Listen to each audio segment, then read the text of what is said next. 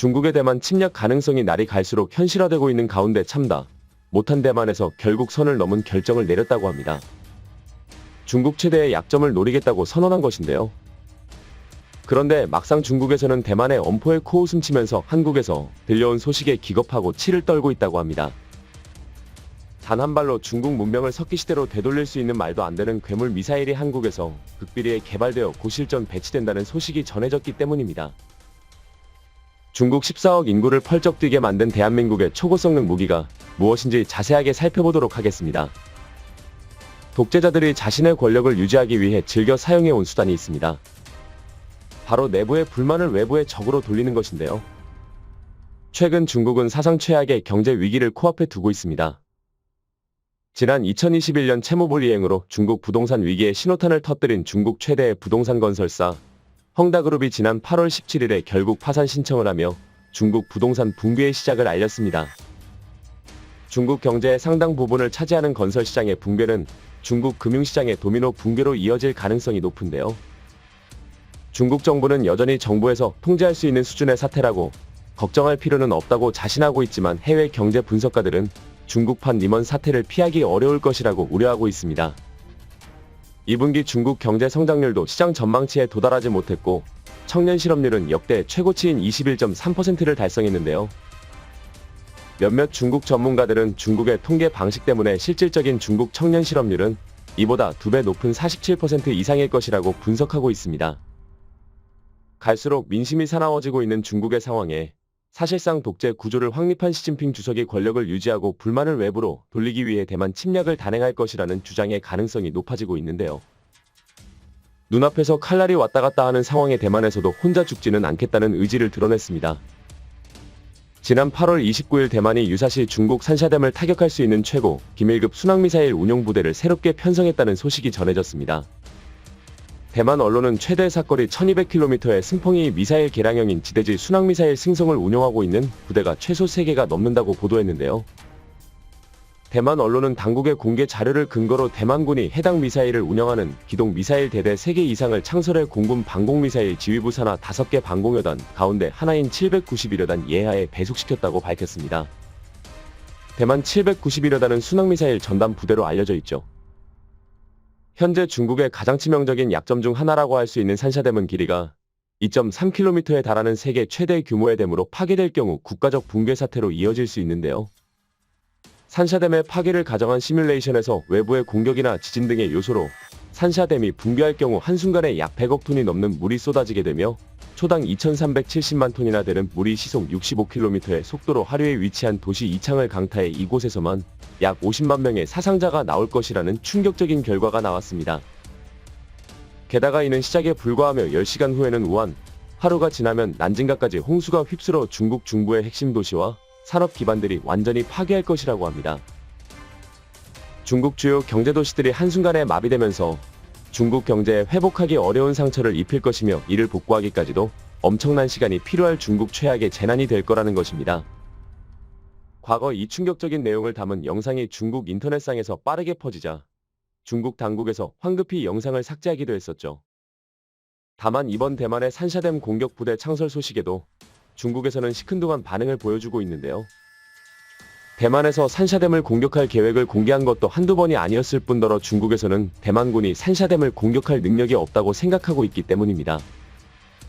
대만에서 1200km 이상 떨어진 산샤댐을 대만군이 공격할 수 있는 수단은 승성 순항미사일 뿐인데요.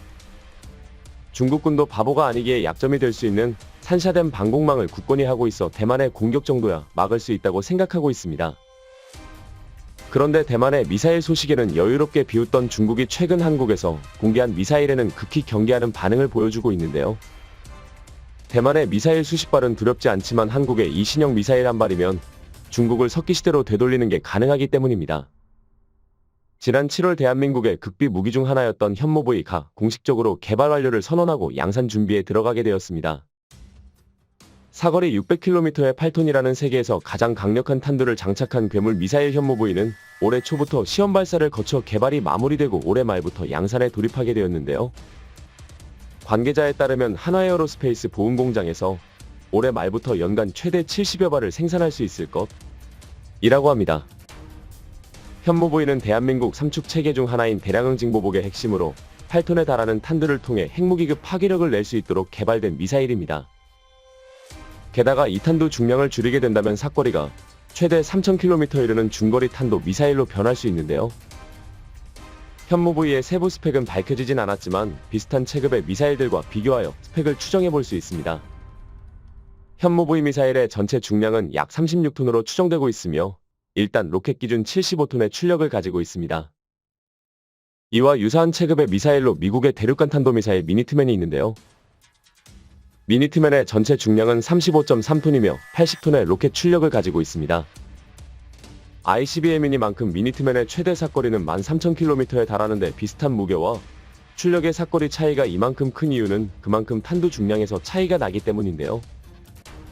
현무부이의 탄두가 8톤이나 되는 반면 미니트맨의 탄두는 350kg 정도에 불과합니다. 이러한 자료를 근거로 군사 전문가들은 미니트맨과 거의 동일한 스펙을 갖춘 현무부이가 탄두를 1톤으로 줄인다면 사정거리가 3000km까지 늘어날 수 있다고 분석하고 있습니다. 이는 한반도에서 중국 전역을 타격하기에 충분한 거리이며 1600km 정도 떨어진 산샤댐 정도야 여유롭게 파괴할 수 있는 사정거리입니다. 여기에 탄두 중량이 400kg 정도인 승성 미사일과는 차원이 다른 톤 단위의 탄두를 가지고 있기에 두개 135m의 콘크리트 댐이라 하더라도 한 발이면 붕괴시키기 충분합니다. 중국에서도 현무부이가 개발을 완료했다는 소식을 보도하며 최대 3000km까지 사거리를 늘릴 수 있고 100m 깊이의 벙커가까지 파괴할 수 있는 강력한 괴물 미사일이 탄생했다고 전했는데요. 또한 그동안 미국이 한국의 탄도미사일 기술을 발전을 저지하기 위해 1979년 체결했던 한미 미사일 지침이 폐기되었기에 탄도 미사일 개발을 막던 족쇄가 풀려 더욱 강력한 한국형 탄도 미사일이 등장할 수 있다고 주장했다요.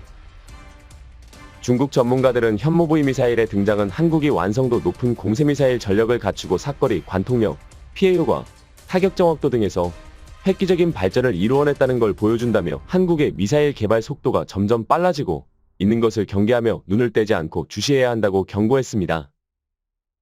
게다가 여기에 그치지 않고 현무부이의 후속 모델인 현무6의 개발까지 착수했다는 소식이 전해졌는데요. 한국에서 개발 중인 한 미사일의 레이더 반사 면적 분석 형상 자료가 유출되었는데 이 미사일이 현무부이로 추정되고 있습니다. 개발이 진행 중인 미사일이기에 아직 공개된 자료가 없지만 일각에서는 다탄두 미사일이나 극초음속 활공체 미사일일 것이란 추측이 제기되기도 했습니다. MIRV란 다탄두 각계목표 설정 재돌입 비행체를 가리키는 말로 하나의 미사일에 여러 개의 탄두를 신고 대기권 밖에서 분리시켜 각기 다른 목표를 동시에 타격하는 무기로 현존하는 ICBM 중 가장 강력한 미사일인데요. 기본적으로 핵무기를 탑재하는 미사일이나 일반적인 탄두를 탑재하는 것도 가능합니다. 핵무기가 없는 한국에서 MIRV를 개발해야 한다는 목소리가 나오게 된 것은 중국 해군의 위협 때문인데요. 일반적인 무기체계로는 마치 붕어빵 기계로 찍어내듯 군함을 건조하고 있는 중국의 물량 공세를 상대할 수 없다고 판단하고 단 한 발의 미사일로 구역을 장악할 수 있는 MIRV 미사일의 필요성이 대두된 것이죠. 앞서 현무부이와 비교한 미니트맨이 세계 최초의 MIRV 미사일이기도 핵기에 비슷한 형상을 유지하는 현무6 역시 MIRV로 개발되고 있다고 추정하고 있습니다. 또 다른 의견은 현무6과 대한민국이 지난해부터 개발에 착수한 극초음속 활공체 미사일이라는 것인데요. 현재 국방과학연구소의 주관으로 한국형 극초음속 순항미사일 하이코어를 개발하고 있으며 지난해 초 이보다 한 단계 개발 난이도가 낮은 HGV 방식 극초음속 미사일의 개념 연구를 시작했다고 알려져 있었습니다. 그리고 이 HGV 미사일이 현무6라는 것이죠. HGV 미사일은 높게 솟았다가 중력을 이용해 가속하면서 수직 낙하하여 마치 글라이더처럼 수평으로 활공하는 방식의 미사일로 낮은 고도에서 마하 10의 속도로 항로를 바꾸어가며 비행하기 때문에 기존의 요격체계로는 요격이 불가능에 가깝다고 할 수 있습니다. 대표적으로 러시아의 아방가르드 미사일, 중국의 둥펑 17이 HGV 방식의 미사일이죠. 어떤 방식이 되었든지 현무6 역시 현무부이와 함께 대한민국의 새로운 게임 체인저로 자리 잡을 것으로 기대받고 있습니다. 앞서 현무부이가 중국 산샤댐을 단 한 발로 붕괴시켜 중국을 물바다로 만들 수 있을 거라 언급했지만 실제로 이 같은 전략을 대한민국에서 수행할 가능성은 거의 없다고 할 수 있습니다. 군사시설이 아닌 민간시설에 대한 공격은 아무리 전술적 효용이 크다고 해도 국제사회의 강력한 비판에 직면할 수밖에 없습니다. 국제사회의 왕따가 되어버린 러시아에서나 할 수 있는 행위로 실제로 러시아는 우크라이나 자포리자 원전에 냉각수를 공급하는 카호우카 댐을 파괴하는 만행을 저질렀었습니다. 우리나라가 이런 러시아와 같은 막장 국가는 아니기에 하지 못하는 게 아니라 하지 않는 것이죠. 다만 한국이 핵무기가 없이도 중국의 핵무기만큼의 피해를 불러일으킬 수 있다는 수단을 가지고 있는 것을 통해 절대 쓰지 않을 핵무기와 마찬가지로 중국에 대한 억지력이 될 수 있다는 것입니다. 가시를 세우고 목소리를 높여도 아무도 신경 쓰지 않는 대만의 현 상황을 보고 이짠이 국가를 지키기 위한 강력한 국방력의 중요성을 새삼 깨닫게 되는데요. 시청해주셔서 감사합니다. 영상이 도움이 되셨다면 구독과 좋아요, 항상 함께해주시는 구독자 여러분 감사드립니다. 부탁드리며 다음에 더 유익한 영상으로 찾아뵙도록 하겠습니다.